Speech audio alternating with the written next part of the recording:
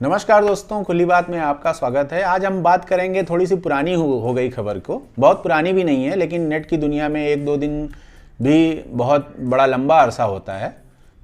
तो चर्चा में है RRR। हिंदुस्तान और विश्व सिनेमा में भी तहलका मचाने वाली भारत की फिल्म RRR ने गोल्डन ग्लोब का ओरिजिनल सॉन्ग कैटेगरी का इनाम जीत लिया है। तो ये फिल्म जब रिलीज हुई थी तो दो तरह का तबका था। एक हमारे जैसा था जो ये फिल्म के प्रोमो और ट्रेलर देख करके उसने मजाक उड़ाना शुरू कर दिया था कि अबे क्या दिखा दियो, मोटरसाइकिल हाथ से उठा के फेंक रहा है, ये कर रहा है, चीर फाड़ कर रहा है। लेकिन जब वो फिल्म सिनेमा घरों में लगी तो उसने तहलका मचा दिया और कमाई के सारे रिकॉर्ड ध्वस्त कर डाले। लेकिन फिर भी वो क्रिटिक वर्ग जिसका चेहरा हमेशा चढ़ा हुआ होता है, चेहरे पे मनुष्य झलकती रहती है, वो उसने तब भी इस फिल्म की बुराई की कि आखिर क्या दिखाया है इसमें, क्या है, यही सिनेमा है। लेकिन जो सिनेमा के अंदर सिनेमा देखने वाले लोग थे, उन लोगों ने उसको पकड़ा और देखा भी और तारीफ भी की। मूल रूप से तेलुगु में बनी फिल्म हिंदी में भी रिलीज हुई और बॉक्स ऑफिस के सारे रिकॉर्ड इसने तोड़ डाले। मनोरंजन सिनेमा, जिसको जो मॉस ऑडियंस है, जिसको ये चीज़ें पसंद होती है, वहाँ इसने तहलका मचा दिया। हिंदी का वो दर्शक भी जो अक्षय कुमार, शाहरुख खान, सलमान खान वगैरह वगैरह का फ़ैन होता है, उसने सभी भाषा और उसकी दीवारें तोड़ करके भी इस फिल्म पर खूब प्यार अपना लुटाया। फिर भी मजाक बनाने वाले और भाव चढ़ाने वाले लोगों की कहानी वही रही। फिर अब एकाएक लोगों का नज़रिया बदल गया है। जब अमेरिका में संपन्न हुए गोल्डन ग्लोब ने इसको ओरिजिनल सॉन्ग कैटेगरी में नातू नातू गाना, जो हिंदी वर्जन में नाचो नाचो था, उसको ओरिजिनल सॉन्ग कैटेगरी में इनाम दिया। और इसके साथ ही लोगों का एक इस फिल्म को देखने का नज़रिया बदल गया।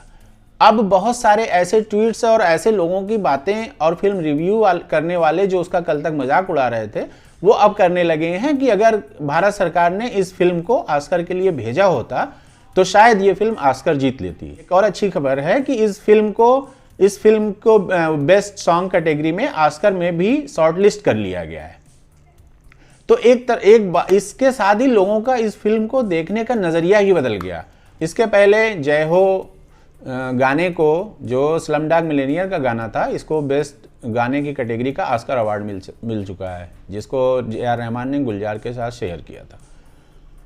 तो ऐसा नहीं है कि हमारे यहाँ प्रतिभाएं नहीं हैं, चीज़ें नहीं हैं, लेकिन जो फंसता है यहाँ पे मामला, वो 3 कैटेगरी में है। सबसे पहला तो ब्यूरोक्रेसी, फिल्म को तय करने वाले कि कौन सी फिल्म ऑस्कर में जाएगी, या सेंसर बोर्ड में भी बैठे लोग, वो उस प्रतिभा से महरूम हैं जो फिल्म को समझने का दिमाग जो होना चाहिए।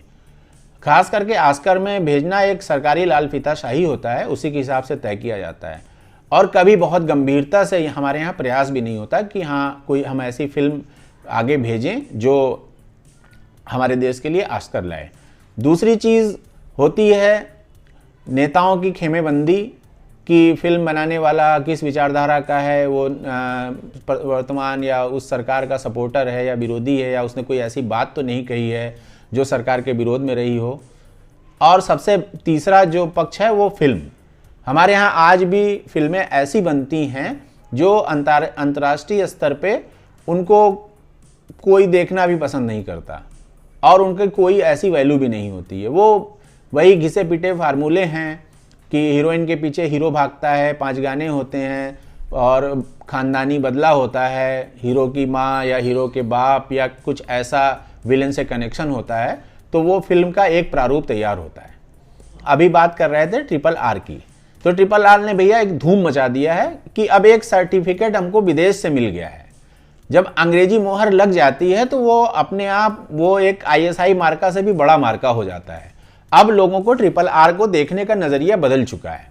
अगर कहीं ऑस्कर में भी उस गाने को प्राइज़ मिल गया तब तो कहानी ही अलग हो जाएगी। तो शायद यहाँ बैठे लोगों को अफसोस भी होगा कि उन्होंने भारत की तरफ से आधिकारिक एंट्री क्यों नहीं भेजी। बातें ऐसी भी सुनने को मिली कि ये फिल्म अंग्रेज़ों के विरुद्ध बनाई गई थी, उनको विलेन दिखाया गया था, इसलिए ऑस्कर में नहीं भेजा गया कि ऑस्कर नहीं मिलता।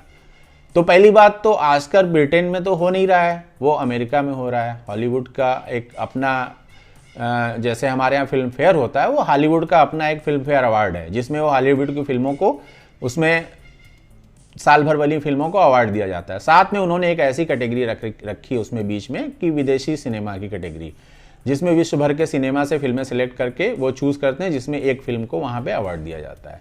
तो ये भी कोई कहानी नहीं थी। दूसरी बात कि ऐसा होता तो बेन किंग्सले की गांधी फिल्म को इतनी सारी कैटेगरी में अवार्ड न मिलता, जिसने भारत के पूरे स्वतंत्रता आंदोलन को फ्रेम टू फ्रेम जैसा था वैसा ही दिखाया।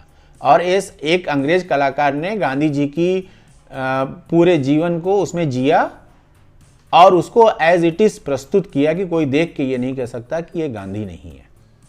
तो उनके यहाँ इतनी ईमानदारी है कि अगर चीज़ों को ईमानदारी से दिखाया जाए तो उसको अप्रिशिएट करते हैं। भारत नहीं है कि एक गाना या एक सीन या एक फिल्म में किसी नेता या किसी धर्म या किसी जाति या देश से लेकर कोई बात हो गई तो उसको लेकर के लोग पुतले फूंकने लगते हैं और झंडे लेकर दौड़ पड़ते हैं, सिनेमा हॉल में आग लगाने की धमकी देने लगते हैं।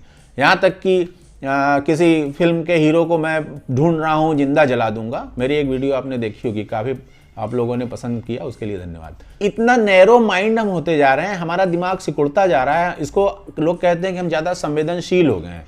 इसको संवेदनशील होना नहीं कह सकते, बल्कि बहुत ज़्यादा ऑर्थोडॉक्स हो गए हैं। ऑर्थोडॉक्स भी अलग मीनिंग होगी, मतलब दिमाग बंद हो गया है कह लीजिए। ऐसे सैकड़ों उदाहरण हैं जब हमारी भावनाएं तुरंत फटाफट आहत हो जाती हैं। आजकल बात करने पे कहते हैं कि हमारी सभ्यता, हमारी संस्कृति, अगर हमारी सभ्यता, हमारी संस्कृति को ईमानदारी से दिखा दिया जाए तो मेरे ख्याल से वो प्रोड्यूसर, डायरेक्टर को तो उसको तो उम्र कैद की सज़ा हो जाएगी या जनता गोली मार देगी, क्योंकि हमें सच्चाई कबूल नहीं है। मैं किसी धर्म जाति की बात नहीं कर रहा हूँ, ये सबके लिए है। हमारे यहाँ वो चीज़ें फेमस होती हैं जो अमेरिका से वापस आई होती है। हमारे यहाँ योग था तो वो साधु सन्यासियों का एक कसरत थी, लेकिन जब वो अमेरिका और पश्चिम में पहुंचकर योगा हुआ, जब हमारे कुछ लोगों ने उसको बिजनेस मॉडल बनाकर वहाँ प्रस्तुत किया और अंग्रेज़ों को योगा सिखाना शुरू किया, तो आज वो योगा वापस आकर के हमारे एलिट वर्ग की एक एक्सरसाइज का हिस्सा बन गया। क्यों? क्योंकि वो हिंदुस्तान से बाहर गया, बाहर से जब उस पर मोहर लग के वापस आई तो वो एक्सेप्टेबल हो गया।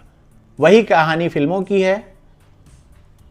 हमारी फिल्में वही प्रशंसित होती है। जैसे लगान ऑस्कर के लिए नॉमिनेटेड हुई और अंतिम दौर तक पहुंची तो आज तक वो याद की जाती है।